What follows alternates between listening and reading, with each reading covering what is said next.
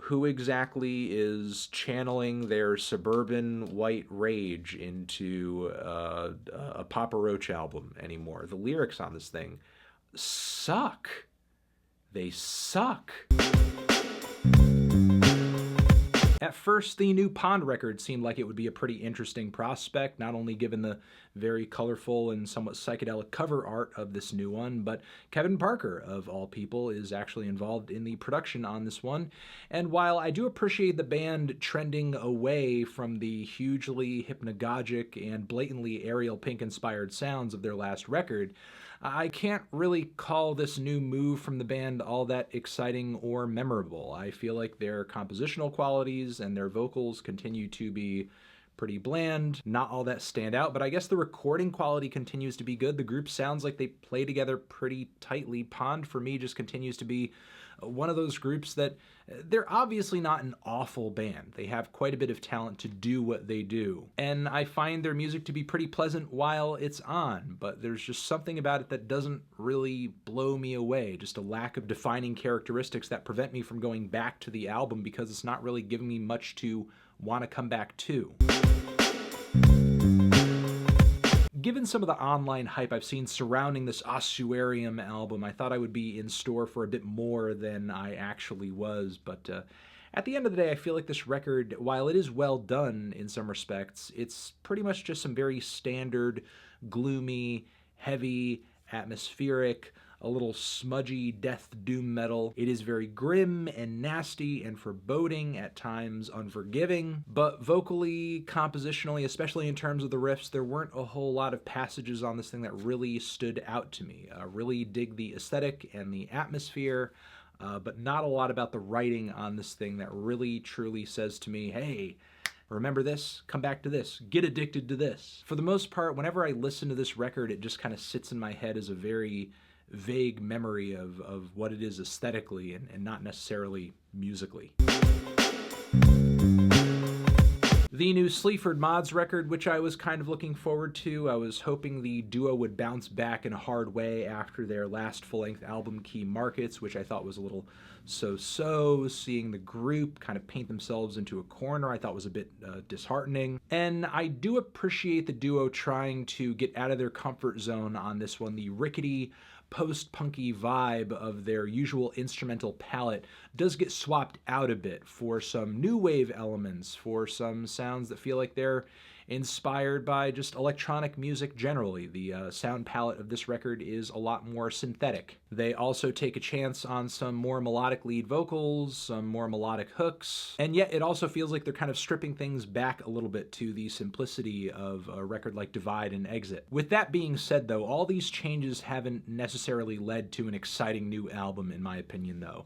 A lot of the shouted and spoken word vocals, not only do they feel predictable at this point, but on a lot of cuts from this record, they are kind of toned down in such a way where they are just blatantly underwhelming. That once fiery blue-collar rage that informed the duo's best material up until this point, it's mostly disappeared aside from a handful of tracks that appear on the back end of the record. Of course, there are some tracks on here that make some hilarious and essential societal critiques, especially from a class perspective. The second cut on here is a prime example of that. But once again, I'm just kind of walking away from another Sleaford Mods record just wanting more, unfortunately. Thank all of you for watching this latest edition of the YUNOREVIEW. You can check out a playlist of videos in this series next to my head over here. You can click on that or the link to subscribe to the channel. Anthony Fantano, YUNOREVIEW, forever.